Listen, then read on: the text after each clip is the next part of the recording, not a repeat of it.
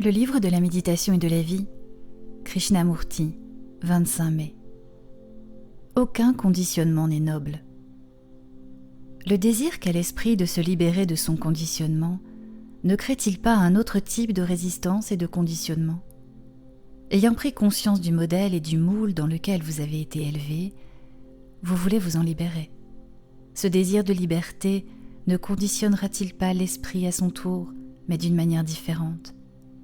L'ancienne structure affirme que vous devez vous conformer à l'autorité.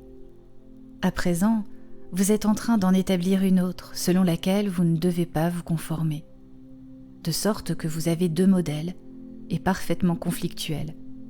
Aussi longtemps qu'existera cette contradiction interne, un conditionnement encore plus profond s'installera.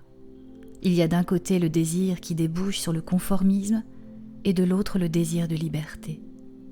Si dissemblables qu'ils puissent paraître, ces deux désirs ne sont-ils pas fondamentalement semblables ?